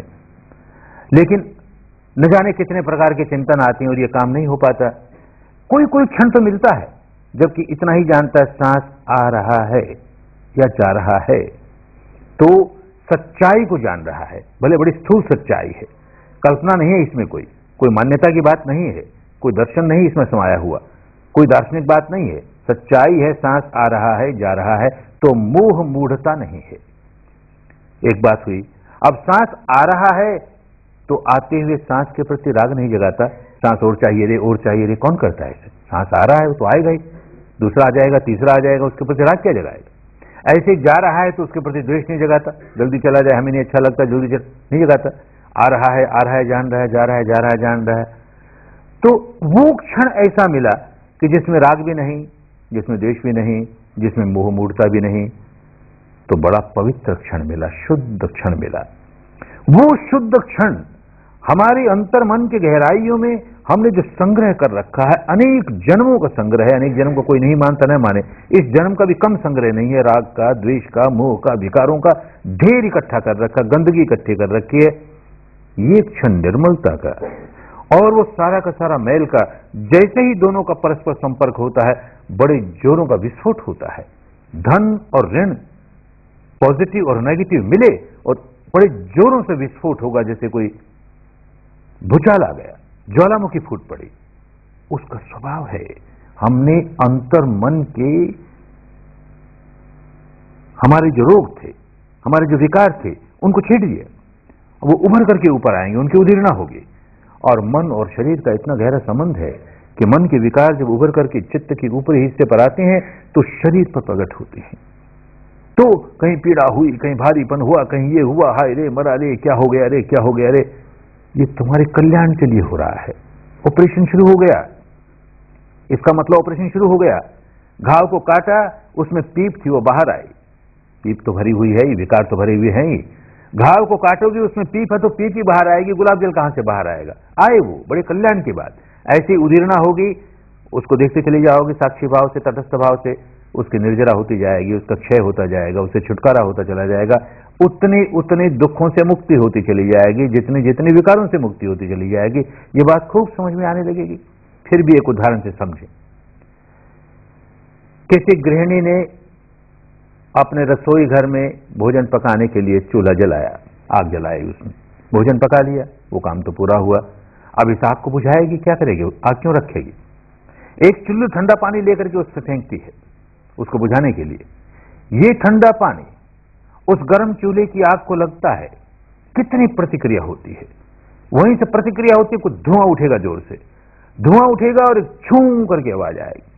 एक चल्लू फिर डालेगी, फिर छू करके आवाज आएगी, वो छू छू की प्रतिक्रिया चलती ही रहेगी, चलती ही रहेगी, जब तक कि उस चूल्हे का तापमान इस पानी के तापमान के बराबर नहीं हो जाएगा। वो चूल्हा भी उतना ही ठंडा हो गया जितना पानी ठंडा है, अब कोई छूछा नहीं होती। तो जब तक विकार लिए बैठे हैं और एक क्षण की भी शुद्धता आई, तब तब इस तरह की प्रतिक्रिया होनी स्वाभाविक है और अच्छा है। कभी कभी कोई कहता है कि क्या करूं, ये जो आप दिन भर बैठा देती हैं इसलिए पीड़ा होती है। अरे तो बैठते ही पीड़ा शुरू हो जाती है ना भाई, क्यों हो जाती है? जरा सोच के देखो, किसी सिनेमा में जाते हो, किसी खेल तमाशे में जाते हो, घंटों बैठे रहते हो ना, कोई पाँव नहीं बदलना पड़ता, ना पाँव फटता है, ना सिर फटता है, न भागने को जी चाहता है। यहां क्या हो गया? समझो क्या हो गया। उस सिनेमा में, उस नाच घर में, उस खेल तमाशे में क्या होता है? भीतर आग जल रही है, हमें नहीं पता, कभी भीतर देखा नहीं ना। राग की आग जल रही है, द्वेष की आग जल रही है, वासनाओं की आग जल रही है, भीतर आग ही आग जल रही है। और इनपुट क्या दे रहे हो? जो कुछ देख रहे हो वो राग का ही इनपुट दे रहे हो, द्वेष का ही इनपुट दे रहे हो, वासनाओं को इनपुट दे रहे हो।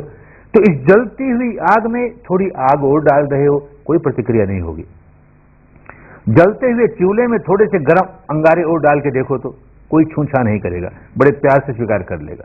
ठंडा पानी डालो तो स्वीकार नहीं करेगा। तो जैसे ही हमने वीत रागता का क्षण, एक क्षण का राग विहीन अवस्था, एक क्षण की द्वेष विहीन अवस्था, एक क्षण की मोह विहीन अवस्था, जैसे इस राग के अंगारों को, द्वेष के अंगारों को, मोह के अंगारों को छूती है, तो यह प्रतिक्रिया होगी ही। तो और साधनाओं में, इस साधनाओं में ये भिन्नता है, ये समझ लेनी चाहिए कि हमने शुद्ध सांस का सहारा लिया और उसके प्रति जागते हुए को राग नहीं जगने दिया, द्वेष नहीं जगने दिया, मोह नहीं जगने दिया, भले एक क्षण के लिए। ऐसे दिन भर में कितने क्षण आए होंगे, उन क्षणों ने अपना काम करना शुरू कर दिया, बड़ा कल्याण होने लगा, बड़ा कल्याण होने लगा। काम बहुत करना है, बहुत लंबा रास्ता है और काम खुद ही करना पड़ेगा, किसी की कृपा काम नहीं आएगी। कोई कृपा ये कर देगा, उस रास्ते पर चला होगा तो बड़े प्यार से रास्ता बता देगा, बस काम स्वयं करना पड़ेगा और इन सारे संकटों में से गुजरना पड़ेगा। तो दो चार बातें हैं साधक को, नए नए साधक को अच्छी तरह समझ लेनी चाहिए। अभी से समझ लेंगे तो काम हल्का हो जाएगा, काम ठीक से करोगे। एक बात तो ये खूब अच्छी तरह समझ लेना चाहिए कि कल रात से ही जैसे सांस का काम शुरू किया, तब से ही अपने मानस का ऑपरेशन होना शुरू हो गया। जब हमारे शरीर का ऑपरेशन होता है तो कोई और करता है, हम नहीं करते, कोई सर्जन करता है। और जब शरीर का ऑपरेशन हो रहा है, पीड़ा तो बहुत होती है, उस समय हमको कोई सूंघनी सुंघा दी जाती है, कोई एनेस्थेसिया सुंघा दिया, तो हमें पता ही नहीं क्या हो रहा है। हो गया ऑपरेशन, उसके बाद उस सूंघने का असर निकला, तब पता लगा ये तो मन का ऑपरेशन है।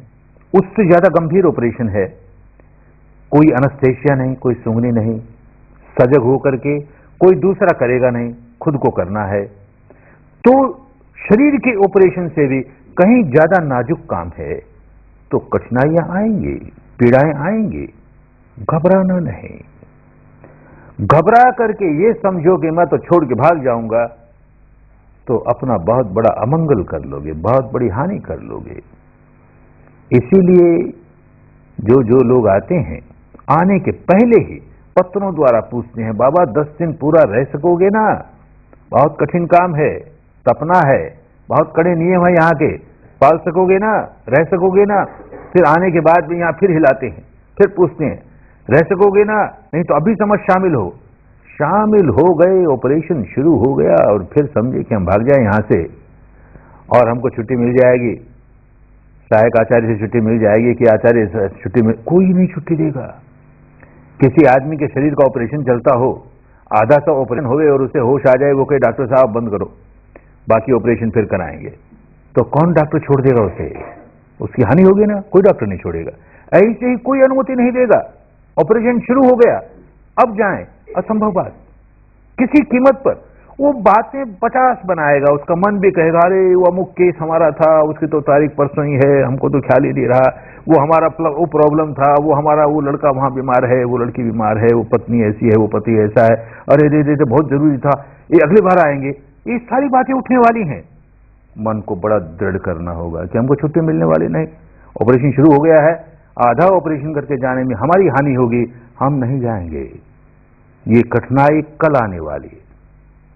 आज दिन भर ऑपरेशन किया ना, तो दूसरे दिन इस तरह भागने का मन होता है, या फिर चौथे दिन इससे गहरा ऑपरेशन करने की विद्या सिखाएंगे, विपश्यना सिखाएंगे, तो पांचवें दिन उसका जब काम करोगे गहरा, तो छठे दिन फिर देखेंगे, फिर भागने को जी चाहेगा।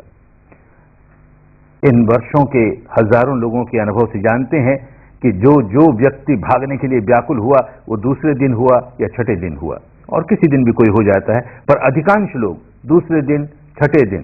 तो जब जब ऐसे मन में आए तो सोचो आज दूसरा दिन है ना, हमको पहले ही कह दिया गया था नहीं भागेंगे हम, आज छठा दिन है ना, नहीं भागेंगे हम, अरे किसी दिन भी आए ऐसे नहीं भागेंगे हम, हमको सामना करना है, अपनी खोट निकालनी है ना, नहीं भागेंगे। ऐसे मन को मजबूत करना होगा। मन को मजबूत करने के थोड़े से काम और करने पड़ेंगे। मन को मजबूत करने के लिए एक तो ये कि हम यहां तपने आए हैं, तो जो तपने का समय है सुबह 4:30 से 6:30 बजे तक, फिर 8 से 11 बजे तक, फिर 1 से 5 बजे तक, फिर 6 से 9 बजे तक, बीच में ये थोड़ा प्रवचन का समय छोड़ करके बाकी सारा तपने का समय, ध्यान करने का समय, उस समय अभी से मन को दृढ़ करें, चाहे जो कुछ हो जाए, ध्यान करने के सिवाय और कोई काम नहीं करेंगे कि नहाना है, धोना है, खाना है, पीना है, ये करना रह गया, वो करना रह गया, कुछ नहीं, चाहे जो कुछ हो जाए, हमको इस समय तो ध्यान ही करना है।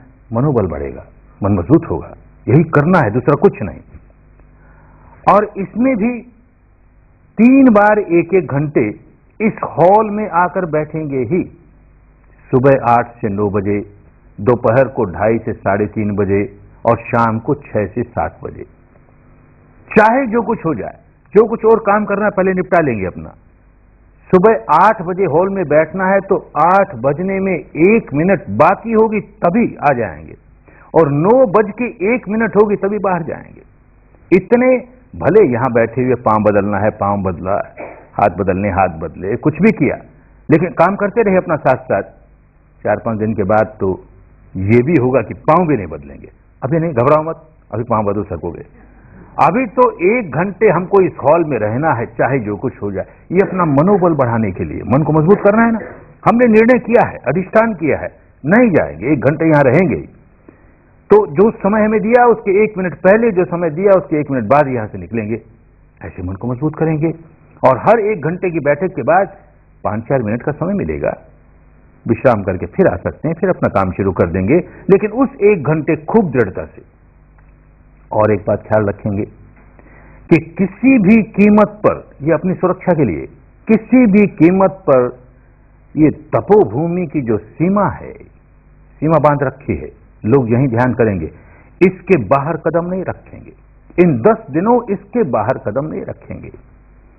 जैसे हॉस्पिटल में भर्ती होते हैं और जब ऑपरेशन चलता है तो ऑपरेशन थिएटर में जब चले गए तो उस समय ऑपरेशन करने वाले लोग कितने सजग हैं कि बाहर का कोई आदमी आके पेशेंट से नहीं मिल सकता, रोगी से, रोगी बाहर जाके किसी से नहीं मिल सकता, उसको वहीं रहना पड़ता। ऑपरेशन चल रहा है ना, घाव खुले हैं, न जाने किस तरह के कोई कीटाणु उसमें आ जाए, कितनी बड़ी कठिनाई हो जाए।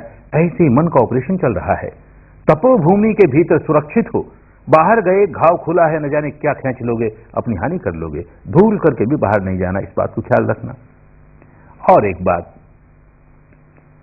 कि कभी कभी ये चाहेगा कि ध्यान के समय ध्यान तो करना है, ये बात तो ठीक है, अंदर बड़ा घुटन मालूम होती है, भीतर क्यों, बाहर बैठ के करेंगे। अभी नहीं, जब तक इस विद्या में खूब न पक जाओ, कुछ शिविरों के बाद जाके पकोगे। खुले में नहीं ध्यान करना, जब तक नहीं पक जाते हो तो ऐसी जगह, चाहे अपने कमरे में, चाहे यहां, या जिनको शून्यागार मिलता है वो शून्यागार में, कि जहां सीधी हवा हमको न लगे और जहां सीधी रोशनी हमारी बंद आंखों पर भी न पड़े, ऐसे स्थान पर ही करें। क्योंकि इस वक्त नया नया काम है, अगर सीधी हवा हमारे होठ पर लग रही है तो नाक से जो हवा बहती है, ये सांस, उसका छूना ही नहीं मालूम होगा। इसलिए बहुत जरूरी है कि हम ऐसे स्थान पर नहीं बैठें जो बाहर की हवा लगे। आंखें बंद हैं और उस पर रोशनी पड़ रही है तो अंतर्मुखी होकर के भीतर की सच्चाइयों को देखने के काम में बाधा खुली हो जाएगी, इसलिए बाहर नहीं बैठेंगे, ये ख्याल रखेंगे। और एक बात ख्याल रखेंगे कि ये जो सुबह 11 बजे भोजन के लिए जाएंगे, उस वक्त मन में आएगा कि अरे यहाँ शाम का भोजन तो मिलता नहीं, देख लिया ना एक दिन शाम को कुछ नहीं देती तो खाने को मामूली से चाय दी, उससे क्या हुआ, कुछ फल दे दिया क्या हुआ। और मैं तो एक बार में 4 रोटी खाने वाला, 3 बार खाने वाला, 4 बार खाने वाला, यहाँ तो एक ही बार। तो जी चाहेगा कि शाम की रोटी अभी खा लूं। और हमारे मार्गदर्शक बार बार कहते हैं बड़ा परिश्रम करना है, बड़ा पुरुषार्थ करना है, बड़ी लड़ाई लड़नी है अपने भीतर, तो शरीर से मजबूत होंगे तभी ना। तो 8 ही क्यों 10 रोटी खा लूं। अरे फिर साधना वादना नहीं होगी। एक बार में 4 रोटियां खाने की जिसकी आदत हो वो 3 खा करके हाथ खींच ले। अपने पेट का 1/4 हिस्सा 2400 घंटे खाली रहना चाहिए, तो साधना होगी। भर लोगे और ठूस ठूस के भर लोगे, कोई साधना नहीं होगी, कर नहीं पाओगे। इतनी ऊंघ आएगी, इतनी बाधाएं होंगी, कभी नहीं करना भूल करके भी। दोनों अतियों से बचना है। जो व्यक्ति इस पागलपन में पड़ जाए कि हमको ये अंतर तप करने के लिए बाहिर तप ऐसा करना चाहिए कि हम तो उपवास करेंगे, कुछ नहीं खाएंगे, वो एक पागलपन है। एक अति है जो हमको नुकसान कर देगी, हमको आगे बढ़ने नहीं देगी। और दूसरी अति है कि खूब ठूस ठूस के खाएंगे, मौका मिला है खाए ना, शाम का हम भी खा लेना, काम नहीं कर पाएगा।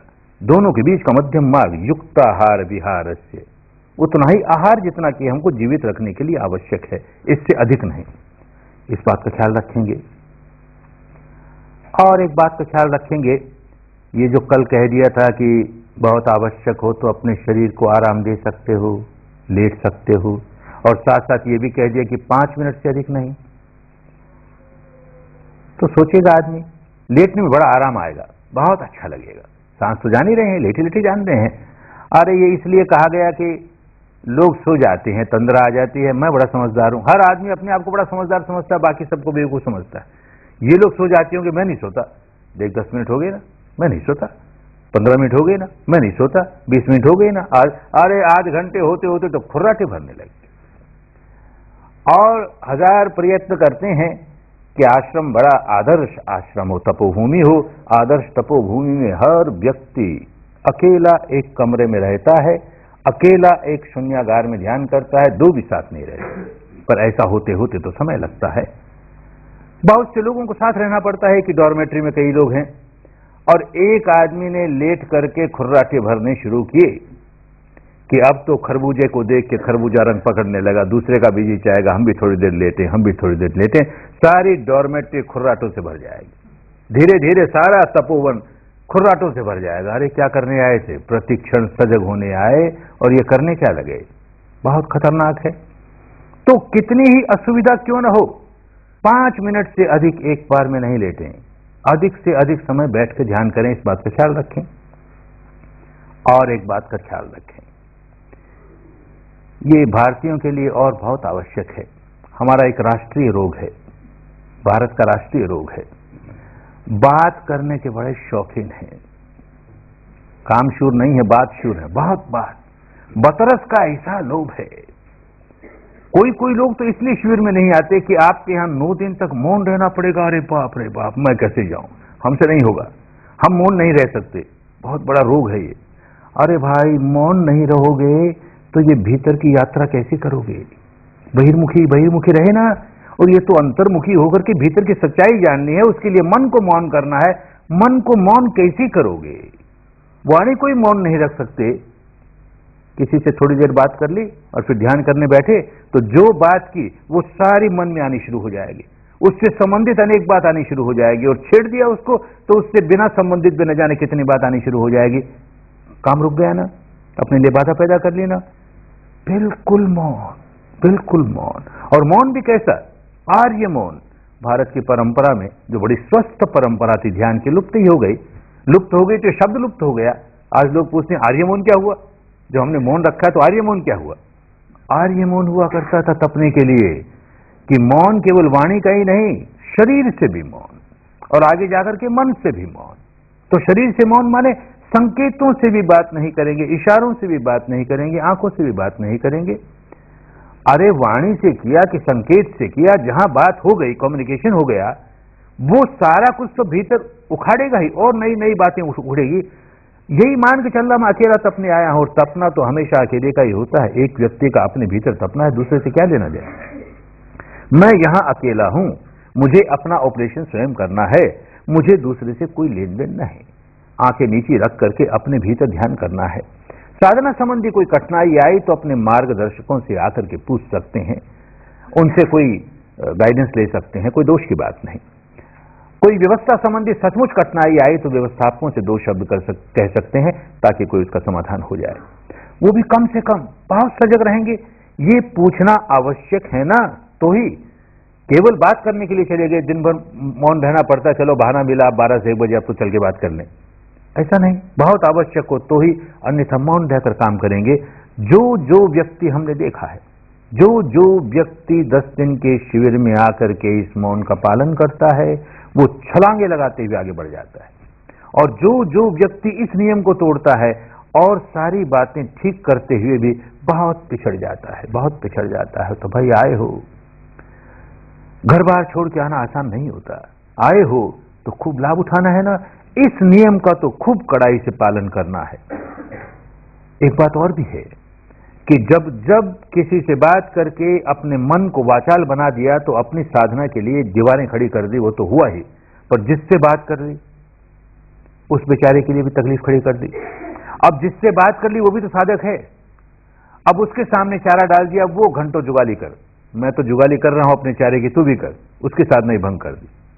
और किसी डॉर्मेट्री में 10-15 लोग हैं और 2 लोग बैठे चुरपुर करते हैं, रात को भी देर तक चुरपुर करते हैं, बाकी लोग बेचारे उन सब का ध्यान भंग कर दिया। अरे अपने यहां किसी तपस्वी का तप भंग करने पर कितना बड़ा दोष। ये राक्षसों का काम होता था कि मुनियों की तपस्या भंग करे, तो राक्षसी वृत्ति जगाने नहीं आए, दैवी वृत्ति जगाने आए। हम किसी का तप भंग नहीं होने देंगे। हमारी वजह से किसी एक व्यक्ति का तप भंग हो जाए, उसे हानि हो जाए, हम नहीं होने देंगे, खूब सजग रहेंगे। मौन का एक और भी कारण है, बहुत महत्वपूर्ण कारण है। वो भी एक और महत्वपूर्ण कारण ये कि कल जो 5 शील लिए थे वो कोई कर्मकांड नहीं था, वो कोई रस्म अदायगी नहीं थी, बहुत जरूरी था, इस साधना का अंग है। उसमें एक शील ये भी कि झूठ नहीं बोलेंगे। अरे पुरानी आदत पड़ी है भाई, जब किसी से बात करोगे तो भले सफेद झूठ न भी बोलो तो भी किसी बात को जरा बढ़ा चढ़ा के बोल दोगे, किसी बात को जरा छिपा के बोल दोगे, ये शील भंग हो गया ना, सत्य बोलने वाला शील भंग हो गया ना।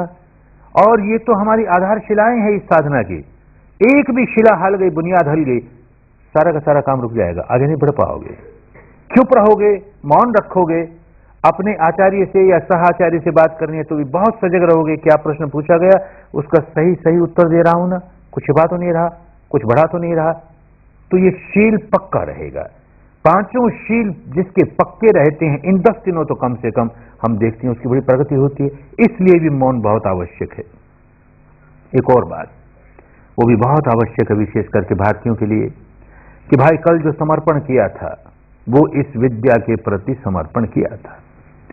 अब ये विद्या तुम्हारी दार्शनिक मान्यता के अनुकूल है कि नहीं है, तुम्हारी परंपरागत मान्यताओं के अनुकूल है या नहीं है, ये सारी बातें 10 दिन के बाद सोचना। अब तो समर्पण किया है ना, तो 10 दिनों तक जितना बताया जाए, जैसे बताया जाए, ठीक वैसे ही करें। इसमें अपनी ओर से कुछ नहीं जोड़े तोड़े। कोई पागल व्यक्ति आ जाता है, 1000 कहते हैं, हम बार बार कहते हैं, इससे बाधा आएगी इतनी ही बात नहीं है कि तुम्हारी प्रगति रुक जाएगी कुछ जोड़ने से, इससे खतरा पैदा हो जाएगा। ऐसा उलझ जाओगे कि फिर हम चाहेंगे तो भी निकाल नहीं पाएंगे। बहुत इस तरह से कठिनाइयों में पड़े हुए लोगों के साथ बहुत काम करना पड़ा तब कहीं निकल पाए। खतरा मोल नहीं लेना, बात समझ लेनी चाहिए। यहां तो हम इस विद्या को आजमाकर देखने आए हैं, तो 10 दिन तक यही करेंगे। 10 दिन के बाद हम अपने मालिक हैं, ठीक लगेगी स्वीकार करेंगे, नहीं ठीक लगेगी छोड़ देंगे। 10 दिन कुछ जोड़ेंगे नहीं।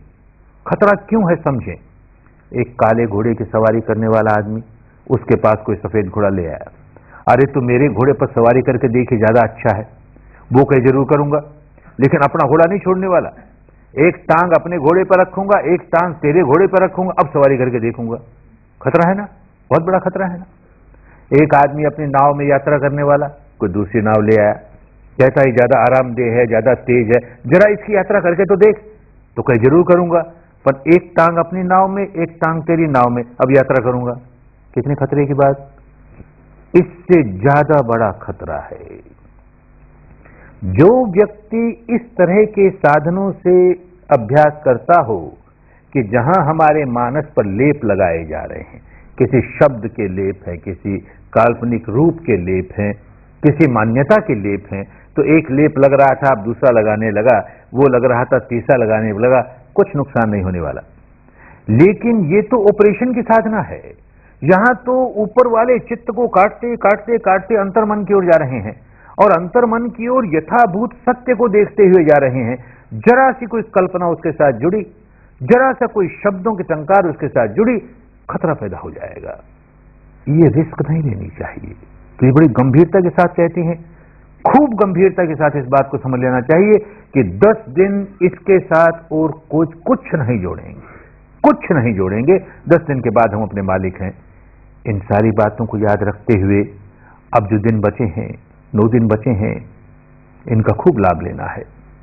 जैसे आज का दिन चला गया, देखेंगे, देखते देखते कल का चला जाएगा, परसों का चला जाएगा, यूं 10 दिन चले जाएंगे।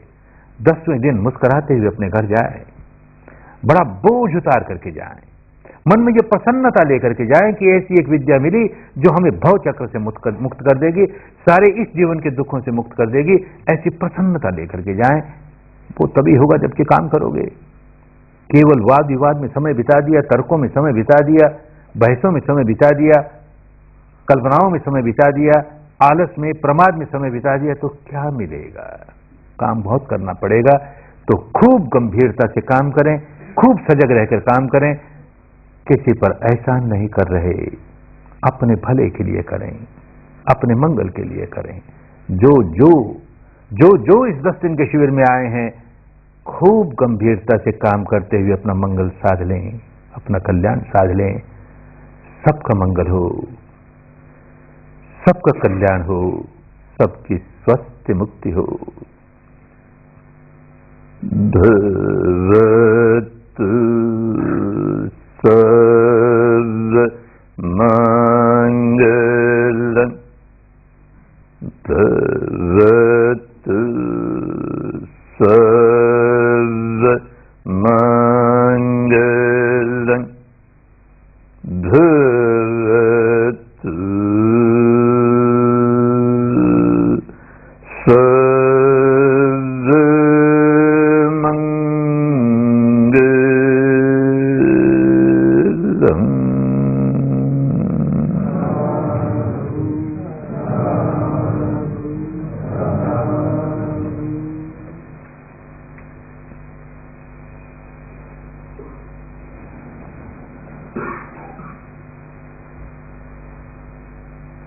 नए साधक साधिकाओं के लिए स्पष्टीकरण के 2 शब्द और।